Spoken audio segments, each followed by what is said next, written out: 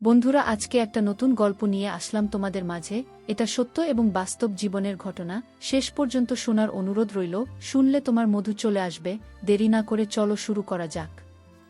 আমি যখন ঘুমের মধ্যে আধঘুম অবস্থায় শুয়েছিলাম, তখন হঠাৎ করে লক্ষ্য করলাম কেউ যেন আমার সাথে খারাপ কিছু করার চেষ্টা করছে। তারপরেও আমি ঘুমের ভান করে পড়ে রইলাম। মনে মনে ভাবতে লাগলাম, দেখি লোকটি আমার সাথে কি করে। একটু পরেই আমি লক্ষ্য করলাম যে লোকটি আমার সবকিছু তুলে নেওয়ার চেষ্টা করছে। আমার কাছ থেকে আমার সম্মান, আমার ইজ্জত কেড়ে নেওয়ার চেষ্টা করছে। আমি ভয়ে হতভম্ব হয়ে গেলাম, কারণ আমার বয়স মাত্র 13 বছর।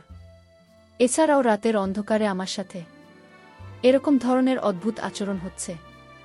ভয়ে আমার ভিতরটা কেঁপে উঠছিল। যখন লোকটি আমার এখানে তারা একটু ছড়াবে, তখন আমি আর সহ্য করতে না পেরে আমি অনেক কষ্টে তাকে ধাক্কা দিয়ে ফেলে দিয়ে খুব তাড়াতাড়ি লাইটটা অন করি। তারপর লাইট অন করে আমি যা দেখতে পেলাম তাতে আমার প্রায় পায়ের নিচ থেকে মাটি সরে যাওয়ার মতো অবস্থা হলো। বন্ধুরা, গল্পটি অনেক ইন্টারেস্টিং। আশা করি তোমরা পুরো গল্পটি খুব মনোযোগ সহকারে শুনবে। তবে গল্পটি শুরু করার পূর্বে তোমাদের নিকট আমার বিশেষ অনুরোধ, তোমরা অবশ্যই আমার চ্যানেলটি সাবস্ক্রাইব করে আমাকে সাপোর্ট করবে। হ্যালো বন্ধুরা, আমি সুস্মিতা আক্তার সুমি। আমার ডাক নাম সুমি। আমার বাড়ি ফরিদপুর। আমার বর্তমান বয়স 22। আজকে আমি তোমাদেরকে যে গল্পটি বলবো, তখন আমার বয়স ছিল মাত্র 13। ঘটনাটি হয়েছিল বন্ধুরা আমার আপন মামার সাথে, যেখানে আমার মামাই আমার জীবনের সর্বপ্রথম এত বড় সর্বনাশ করেছিল। আমার মামার বাড়ি আমাদের বাড়ি থেকে প্রায় 10 কিলোমিটার দূরে ছিল। গত গ্রীষ্মের ছুটিতে আমি আমার মামার বাড়িতে বেড়াতে গিয়েছিলাম। 15 দিনের জন্য গ্রীষ্মের ছুটি পেয়েছিলাম। খুব মজা করার উদ্দেশ্যে আমি আমার মামার বাড়িতে গিয়েছিলাম। খুব আনন্দ হবে সেখানে, মনে মনে খুব উল্লসিত ছিলাম। আর তাছাড়াও আগেও আমি মামার বাড়িতে যেতাম এবং আমরা মামা মামি আমি এবং আরও অন্যরা সবাই মিলে খুব আনন্দ করতাম। খুব মজা হতো সেখানে। যাই হোক, প্রথম দিন মামার বাড়িতে খুব আনন্দ উল্লাস করে আমি যখন রাতে শুতে যাব, ঠিক সেই মুহূর্তে মামা আমাকে ডাক দিয়ে বলল, মৌসুমী, তোর মা আমি অসুস্থ। কি জানি হয়েছে, সকাল থেকে মাথা নাকি প্রচণ্ড ব্যথা করছে, বিছানা থেকে উঠতে পারছে না। আর মৌসুমী, এদিকে সারাদিন আমি কাজ করে এসেছি, আমার শরীরটা ম্যাজ করছে। গত পরশু আমি কবিরাজের বাড়ি গিয়েছিলাম। কবিরাজ আমাকে এই তেলটা দিয়ে বলল যে প্রতিদিন রাতে ঘুমানোর আগে এই তেলটা দিয়ে ঘুমাবেন। তবে তেলটি যাকে দিয়ে দেবেন তাকে বলবেন অবশ্যই তেলটি যেন প্রথম এসে নাক দিয়ে শুকে নেই। তারপর সে আপনার এখানে তেলটি দিয়ে যাতে খুব ভালোভাবে মালিশ করে দেন। মৌসুমী, গতকালকে আমি তোমার মামিকে দিয়ে এইভাবে তেলটা মালিশ করে নিয়েছিলাম, কিন্তু আজকে তো আর পারতেছি না। আজকে তোমার মা আমি খুবই অসুস্থ। এখন তুমি যদি কিছু মনে না করো, তাহলে দয়া করে আমার এখানে তেলটি দিয়ে একটু মালিশ করে দাও। পিছন দিকে তো আর আমি একা একা মালিশ করতে পারি না, তাই তোমার হেল্পও আমার খুবই প্রয়োজন। মামার মুখ থেকে এরকম ধরনের করুণ কথা শুনে আমি মামার এখানে এই তেল দিয়ে মালিশ করতে রাজি হয়ে গেলাম। কোনো দ্বিধা করলাম না, কারণ সে তো আমার আপন মামা। তারপর আমি মালিশ শুরু করতে যাব। যখন মালিশ শুরু করতে যাব, তখন মা বলল, মৌসুমী, সর্বপ্রথম তুমি এই তেলটাকে আগে শুকে নাও। তারপর 1-2 মিনিট পর কবিরাজ মশাই বলেছেন আমার শরীরে মালিশ করার জন্য। আমি মামার কথা অনুযায়ী তেল থাকে কিছুক্ষণ শুকলা। সুখের সাথে সাথে আমি অনুভব করলাম যেন আমার সমস্ত মাথা ঝাঁকি দিয়ে উঠেছে, সমস্ত শরীরটা ঝাঁকি দিয়েছে। কেমন জানি একটা ঝাঝালো ভাব আমার কাছে লাগল। তাতে আমি কিছু মনে করলাম না। আমি ভাবলাম হয়তো এটা এই তেলের একটা অন্যরকম পাওয়ার। তারপর আমি তেলটাকে আমার ডান হাতে নিলাম। তারপর মামার পিছনের দিক থেকে যে জায়গায় ব্যথা অনুভব করে সে জায়গায় দিতে শুরু করলাম। মামা খুব আরাম পাচ্ছিল মনে হচ্ছে আর বলছিল, মৌসুমী, তুই তো খুব ভালো করে মালিশ করতে পারিস। এত সুন্দর মালিশ তুই শিখেছিস কোথা থেকে? আমি বললাম, মামা। আমার বাবারও এরকম ধরনের ব্যথা করত। ছোটবেলায় আমি বাবাকে এভাবে মালিশ করে দিতাম আর বাবাও খুব আরাম পেতে। বাবার কাছ থেকে মূলত এরকম সুন্দর করে মালিশ দেওয়া শিখেছি। মামা আমার কথা শুনে মুচকি হাসি দিল আর বল, তাই? আচ্ছা ঠিক আছে মা, তাহলে আমাকে একটু ভালো করে মালিশ দাও, আমি তোমার মালিশ পেয়ে খুব আরাম পাচ্ছি। একেবারে চোখে ঘুম চলে আসছে মামার মুখ থেকে এরকম ধরনের প্রশংসা শুনে।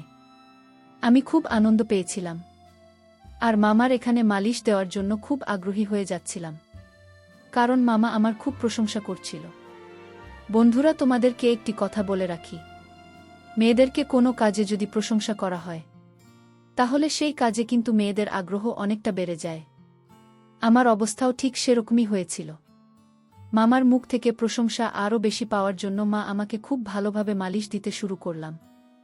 এভাবে আমাকে প্রায় 10-15 মিনিট মালিশ দেওয়ার পর আমার কেমন জানি লাগছিল। মাথাটা কেমন জানি আমার হঠাৎ করে ঘুরে যাচ্ছিল। বুঝতে পারলাম না কি হচ্ছে। মাথাটা 2-3টা চক্কর মেরে উঠতেই আমি মামার এখানে শুয়ে পড়লাম। তারপর আর কি হলো বন্ধুরা, আমার কোনো হুঁশ ছিল না। কিন্তু এটা যে মামার একটা বড় রকমের চক্রান্ত ছিল তা আমি বুঝতে পারি নাই। এই তেলের মধ্যে হয়তো এমন কিছু মিশিয়েছিল যে কারণে 10-15 মিনিট পর আমি এভাবে পড়ে গেলাম। আর সকালে ঘুম থেকে উঠে দেখি আমার সব কিছু এলোমেলো অবস্থায় পড়ে রয়েছে। মনে হচ্ছে কেউ আমার সাথে ভয়ঙ্কর কোনো কিছু করেছে। আর আমার নিম্নাংশের অবস্থা একেবারে খারাপ হয়ে গেছে। আমি বুঝতে পারছি না তখন কি করব। হঠাৎ করে এরকম অবস্থা কি করে হলো? যাই হোক, মামা আমাকে খুব আদর করত, আমাকে খুব ভালোবাসে ছোটবেলা থেকেই। কিন্তু মামাকে তো আমি কখনো সন্দেহ করতে পারি না। সে তো আমার বাবার সমতুল্য। আমার বাবার চাইতেও আমার মামা আমাকে অনেক বেশি আদর করতে। আর সবচেয়ে বড় কথা হলো, আমি যখন মামাকে তেল দিতে গিয়েছিলাম, অর্থাৎ মালিশ করতে গিয়েছিলাম, তখন আমার মনে হচ্ছিল আমি মামাকে মালিশ দিচ্ছি। কিন্তু সকালে ঘুম থেকে উঠে দেখি আমি আমার রুমে শুয়ে আছি, কিন্তু মামা মামার রুমে শুয়ে আছে। সকালে ঘুম থেকে উঠে আমি সঠিকটা আন্দাজ করতে পারছিলাম না, মনে করতে পারছিলাম না রাতে ঘুমানোর পূর্বে আমার সাথে কি হয়েছিল, আমি সেটা ভুলে গিয়েছিলাম। আর তাছাড়া ও আমার বয়স ছিল খুবই কম, মাত্র 13 বছরের মাথায় আমার এত কিছু বোঝার ক্ষমতাও ছিল না। আমার মামার বাড়িতে আমি প্রায় 15 দিন থেকেছিলাম। 15 দিনের মধ্যে আমার সাথে 15 দিনই এরকম ধরনের অনাকাঙ্ক্ষিত ঘটনা ঘটেছে, যা আমি কখনো কল্পনাও করতে পারি নাই। প্রথম দিন তো আমি ভেবেছিলাম হয়তো আমি সেটা কোনো দুঃস্বপ্ন দেখেছি, বা রাতের বেলায় আমার স্বপ্নে কিছু হয়েছে, যে কারণেই আমার এই অবস্থা হয়েছে। কিন্তু দ্বিতীয় দিনেও আমি দেখলাম আমার একই অবস্থা। আর মা আমি আস্তে আস্তে তার শরীর আরও অসুস্থ হয়ে পড়ল। কিন্তু প্রতিদিনই মামা আমাকে দিয়ে এভাবে প্রথমে মালিশ করানোর নামে এই তেল তাকে শুকাতে। তারপর কিছুক্ষণ পরে আমি হুঁশ হারিয়ে ফেলতাম, আর কিছুই বুঝতে পারতাম না। তারপর আমার সাথে অদ্ভুত ধরনের কিছু হতো। আমি সকালে কিছু বলতে পারতাম না, মনে করতে পারতাম না। শুধু এটুকুই বুঝতে পারতাম যে রাতে কেউ আমার সাথে খুব বাজে আচরণ করেছে, তা আমার এলোমেলো অবস্থা দেখে খুব ভালোভাবে বোঝা যাচ্ছে। মামার বাড়িতে বেড়াতে যাওয়ার প্রায় 10 দিন হয়ে গেল। প্রতিদিন আমি এভাবে মামাকে তেল মালিশ করতে যাই। তারপর আমার হুঁশ চলে যায়। তারপর আমার সাথে কি হয় আমি কিছুই বুঝতে পারি না। বিষয়টা নিয়ে আমি খুব চিন্তায় পড়ে গেলাম। কি করা যায়? আর তখন তো আমি খুব ছোট ছিলাম। সকালে প্রতিদিন ঘুম থেকে উঠে দেখি আমার অবস্থা একেবারে খারাপ। আমার সব কিছু এলোমেলো হয়ে আছে। মনে হচ্ছে কেউ আমার সাথে খুব বাজে আচরণ করে। প্রতিদিন কি আমার সাথে এরকম ধরনের বাজে আচরণ করে? আমি কিছুই বুঝতে পারছিলাম না। কি করব ভেবে কোনো কিছু পাচ্ছিলাম না। হঠাৎ করে আমার মাথায় একটি বুদ্ধি আসলো। আজকে আমি দেখব কে আমার সাথে এরকম করে, কার এত বড় দুঃসাহস। আর তাছাড়া মামার বাড়িতে মামিমা মা আর আমি ছাড়া অন্য কেউ তো নাই। তাহলে আমার সাথে কি এরকম আচরণ করে? আমি তো কোনো কিছু ভেবে পাচ্ছিলাম না। আর মামা আমার সাথে এরকম আচরণ করবে তা তো আমি কোনোদিন কল্পনাও করতে পারিনি। চিন্তা করলাম আজকে যেভাবেই হোক এর রহস্য আমাকে খুঁজে বের করতে হবে, জানতে হবে কে আমার সাথে প্রতিদিন এরকম ধরনের আচরণ করে। পরের দিন রাতের বেলায় মামা যখন আমাকে ডাকল তার এখানে তেল দিয়ে মালিশ দিয়ে দেওয়ার জন্য, তারপর মামা যখন বলল তেলটা আগে শুকে নিতাম, আমি একটা টেকনিক কাটিয়ে আমার নাকের ভেতরে তোলা ফিটিং করে দিলাম। এমনভাবে তোলা লাগিয়েছিলাম যাতে এই ওষুধের যে পাওয়ার, ওষুধের ক্ষমতা, সেটা আমার নাকের ভিতর দিয়ে কখনো আমার ভিতরে না যেতে পারে। আর যদি না যেতে পারে তাহলে আমি আর অজ্ঞান হব না, তাহলে আমি বুঝতে পারব প্রতিদিন কি আমার সাথে এরকম ধরনের নোংরামি আর বাজে আচরণে মেতে ওঠে। মনের মধ্যে কিছুটা ক্রোধ, কে আমার অগোচরে সে আমার এত বড় সর্বনাশ করছে। পরিকল্পনা অনুযায়ী আমি আমার কাজ করতে লাগলাম।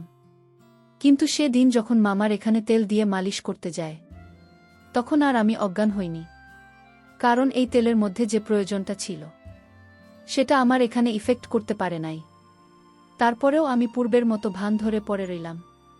কিছুক্ষণ পর দেখলাম মামা আমাকে শুইয়ে আস্তে আস্তে তার রুমে চলে গেল। আমি অবাক হতে লাগলাম যে মামা তো আমার এখান থেকে আমাকে সুন্দর করে শুইয়ে তারপর চলে গেল, তাহলে সকালে ঘুম থেকে উঠে আমার এরকম অবস্থা হয় কেন? ভাবলাম আজকে সারা রাত সজাগ থাক, দেখব আমার সাথে কি হয়। চিন্তা করতে করতে কোনো ঘুম আসছিল না, মনের মধ্যে শুধু একটাই চিন্তা, আমার সাথে কি হয় তাহলে? মামা তো আমাকে কিছু করল না, তাহলে কি আমার সাথে এরকম করে? এসব ভাবতে ভাবতে ঘণ্টাখানেক পরেই দেখলাম আস্তে আস্তে কি যেন দরজা খুলে আমার কাছে আসল, আমার পাশে দাঁড়িয়ে আমার মুখের দিকে তাকিয়ে আমাকে 3টা ফু দিল। তারপরেও আমি ঘুমের ভান করে পড়ে রইলাম, মনে মনে ভাবতে লাগলাম। দেখি লোকটি আমার সাথে কি করে। একটু পরেই আমি লক্ষ্য করলাম যে লোকটি আমার সবকিছু তুলে নেওয়ার চেষ্টা করছে, আমার কাছ থেকে আমার সম্মান, আমার ইজ্জত কেড়ে নেওয়ার চেষ্টা করছে। আমি ভয়ে হতভম্ব হয়ে গেলাম, কারণ আমার বয়স মাত্র 13 বছর। এছাড়াও রাতের অন্ধকারে আমার সাথে এরকম ধরনের অদ্ভুত আচরণ হচ্ছে। ভয়ে আমার ভিতরটা কেঁপে উঠছিল। যখন লোকটি আমার এখানে তারা একটু ছড়াবে তখন আমি আর সহ্য করতে না পেরে আমি অনেক কষ্টে তাকে ধাক্কা দিয়ে ফেলে দিয়ে খুব তাড়াতাড়ি লাইটটা অন করি। লাইটটা অন করার সাথে সাথে আমি যা দেখলাম তাতে আমার 2 চোখ মুছে গেল। অর্থাৎ আমার নিজের মামাই আমার সামনে মাথাটা নিচু করে দাঁড়িয়ে রইল। আমি রাগে ক্রোধে আমাকে খুব তিরস্কার করতে শুরু করলাম আর খুব দুঃখ প্রকাশ করলাম আর বলতে লাগলাম, মামা তুমি আমার আপন মায়ের ভাই, অথচ তুমি আমার সাথে এই কাজটি করবে, তা আমি কল্পনাই করতে পারি না। এই বলে আমি খুব কাঁদতে লাগলাম। তারপর মা মাথাটা নিচু করে আমার এখান থেকে চলে আসলো। সেদিন রাত পেরিয়ে সকাল হলে আমি আমার মামার এখানে গেলাম। মামা আমাকে দেখে খুব হাসি খুশি করছিল। মনে হচ্ছিল না যে সে রাতে আমার সাথে এরকম ধরনের একটা জঘন্য কাজ করে। তার এই আচরণ দেখে আমি অনেকটা হতবাক হয়ে যাই। ভাবলাম আমার মামা এত খারাপ, এত জঘন্য। আস্তে আস্তে আমার মনটা খারাপ হতে লাগল। এক পর্যায়ে আমি মামার সামনে কেঁদে দিলাম। আমার কান্না দেখে মামা খুব বিস্ময়ের সাথে আমাকে জিজ্ঞেস করল, মৌসুমী তোমার কি হয়েছে, তুমি কাঁদছ কেন? মামার এরকম আহ্লাদের কথা শুনে আমার কাছে আরও বিরক্তিকর লাগছে। এক পর্যায়ে আমি মামাকে বলতে বাধ্য হলাম যে মামা তোমার বাহিরে এক রূপ আর ভিতরে আরেক রূপ। তুমি আমার সাথে যা করেছ তা কোনোভাবে মেনে নেওয়া সম্ভব নয়। আমার কথা শুনে মামা খুব হতবাক হয়ে গেল আর বলল, মৌসুমী এসব তুমি কি বলছো? আমি তোমার সাথে কি করেছি? তুমি আমার মেয়ে, তুমি আমার সাথে এভাবে কথা বলছো কেন? তুমি আমার মেয়ের মতো, আমি তোমাকে মেয়ের চাইতে আরও বেশি দেখি। আর মৌসুমী আমার সাথে এভাবে কথা বলছো কেন? তখন আমি বললাম, মামা তুমি রাত্রে আমার সাথে জঘন্য আচরণ করো নাই, আমি যখন ঘুমিয়েছিলাম। মা বলল, কি বলছে আমার সুমি? আমি রাতে তোমার ঘরে যাব কেন? মামার কথা শুনে আমি আরও হতবাক হয়ে যাই। ভাবলাম কি হচ্ছে আমার সাথে? স্পষ্ট আমি যেখানে মামাকে দেখতে পেলাম সেখানে মামা এখন অস্বীকার যাচ্ছে। আজকে তাহলে পুরো বিষয়টি আমি ভালো করে দেখব, বরাবরের মতোই। যখন রাত হলো, তখন ঠিক যখন আমার সাথে সেই রকম ধরনের ঘটনা ঘটতে যাবে, এই মুহূর্তে আমি আমার রুম থেকে বেরিয়ে গেলাম, গিয়ে অন্য কোথাও লুকিয়ে রইলাম। কিছুক্ষণ পর লক্ষ্য করে দেখলাম আমার মামাই আমার রুমে ঢুকছে। আপনি খুব ভালো করে লক্ষ্য করে দেখলাম লোকটি যখন আমার রুমে গিয়ে প্রবেশ করল, তখন আমি খুব তাড়াহুড়া করে আমার রুমে চলে গেলাম। মামা রুমে চলে গিয়ে দেখি মামা তার রুমে ঘুমিয়ে রইল। তখন আমার মনের ভিতর অনেকটা ভয় কাজ করছিল। ভাবলাম আমাকে আমি নিজের চোখে দেখে আসলাম, তার রুমে ঘুমিয়ে রইল, তাহলে সেই লোকটিকে দেখতে তো হুবহু আমার মামার মতোই দেখা যায়। ঘটনাটি দেখে আমি খুব ভয় পেয়ে গেলাম। ভয় পেয়ে আমার মা আমাকে ঘুম থেকে গিয়ে ডেকে তুললাম, আর পুরো ঘটনাটি আমাকে বিস্তারিত বললাম। তারপর মা বল, মাসুমি, এই জন্য তুই আমার সাথে এরকম ধরনের আচরণ করতে, তাই না? আমি বললাম, জি মামা। মামা সম্পূর্ণ বিষয়টি বুঝতে পারল। বোঝার পর বলল, আগামীকালকে আমি তোমাকে কবিরাজ বাবার কাছে নিয়ে যাব। হয়তো তোমার সাথে কোনো অপশক্তি রাত্রে বসবাস করে, তোমার সাথে আমার রূপ ধরে জঘন্যতম কাজ করে, আর এই অপশক্তি তোমার ক্ষতি করার চেষ্টা করছে। পরের দিন সকালে মামা এক কবিরাজ বাবার কাছে আমাকে নিয়ে গেল। কবিরাজ বাবা মাকে খুব ভালো করে পরীক্ষা করে দেখল। তারপর আমার মা আমাকে বলল যে তোমার ভাগ্নের সাথে এক দুষ্টু জিন বসবাস করে এবং প্রতিদিন রাতে তার সাথে খুব বাজে আচরণ করে। আর সবচেয়ে মজার ব্যাপার হল, তোমার ভাগ্নের সাথে এই ঘটনাটি ঘটায় তোমার রূপ ধরে। তারপর বাবার কথা শুনে আমি হতবাক হয়ে গেলাম। তারপর আমি বললাম, কবিরাজ বাবা, এখন করণীয় কি? তারপর কবিরাজ বাবা বলল, তুমি কোনো চিন্তা করো না, আমি 1 সপ্তাহ চিকিৎসা করে তাকে ভালো করে ফেলতে পারব। তুমি তোমার ভাগ্নিকে 1 সপ্তাহ নাগাদ ফজরের নামাজের পরপরই অন্ধকার থাকা অবস্থায় আমার কাছে নিয়ে আসবে। তারপর পুরোপুরি 1 সপ্তাহ চিকিৎসা করার পর আমার মধ্যে আর এরকম ধরনের কোনো লক্ষণ আমি দেখতে পাইনি। মনে হচ্ছিল যেন আমি পরিপূর্ণ সুস্থ হয়ে গিয়েছিলাম। কবিরাজ বাবা আমাকে একটি তাবিজ দিয়েছিল। তাবিজটি অনেক শক্তিশালী ছিল বটে। যতক্ষণ এই তাবিজ ছিল, ততক্ষণ আমার মধ্যে কোনো অপশক্তি আর কাজ করতে পারি নাই। বন্ধুরা, এখন আমি পুরোপুরি সুস্থ। তোমাদের দোয়ায় এখন আমি খুব ভালো আছি। পরিশেষে বন্ধুরা, আমি তোমাদেরকে বলবো, দুনিয়াতে হয়তো এরকম কিছু অদ্ভুত ব্যাপার আছে, যে ব্যাপারগুলো ডাক্তার বা অন্য কোনো চিকিৎসায় তাদের কিছুই করতে পারে না। এরা এক ধরনের অপশক্তি।